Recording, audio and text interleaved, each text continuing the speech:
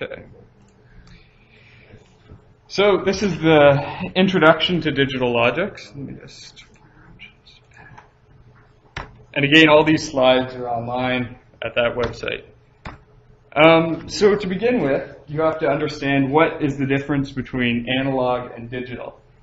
So analog, which is what you'd be dealing with in the other introduction to electronics course, and analog circuits, that's where the value can be anything. So you have an infinite number of possible values here. So here we have a sine wave. And it can be, it can be 0 volts, it can be 1.2, 1.1, 2, whatever value you want. And in theory, it can take an infinite number depending how many decimal places you take it to. Digital just means it's discrete values. So in this waveform, in time, we're saying that what we consider its value is only of several possibilities. So here I actually have 3 possibilities. So here it could be 0.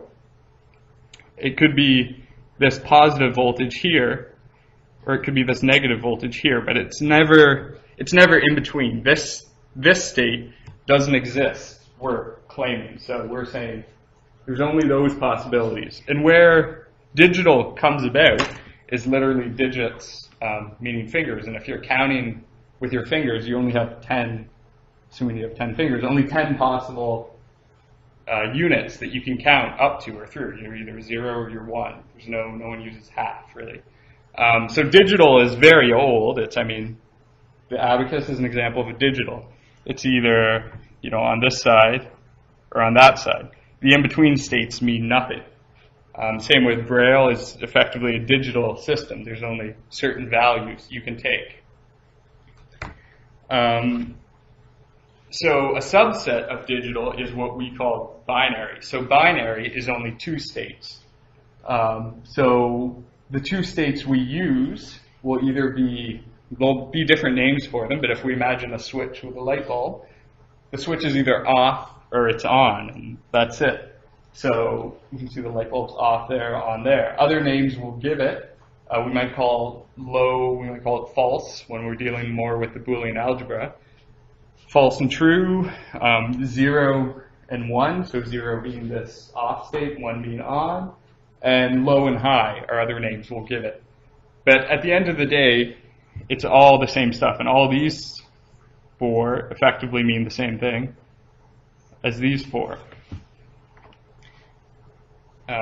One thing that then you should be able to read into this is how we deal with binary waveforms in time. So you're probably used to seeing a sine wave moving in time along that axis and the value along this axis.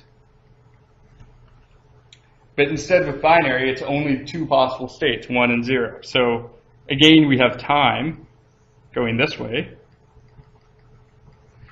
Except here, the only possible states are if it's at this, it's 1. If it's at this, it's 0. So you can still say at time, t equals whatever, t equals 0, it's 1. At t equals 1, it's 0. T equals 2, etc., etc. So we still have the idea of time in binary, but at any point in time, there's only 2 possibilities for this value to be, 1 and 0. So these are just sort of alternate ways of looking at this same information. That this circuit goes to 1, then 0, stays 1, stays 1,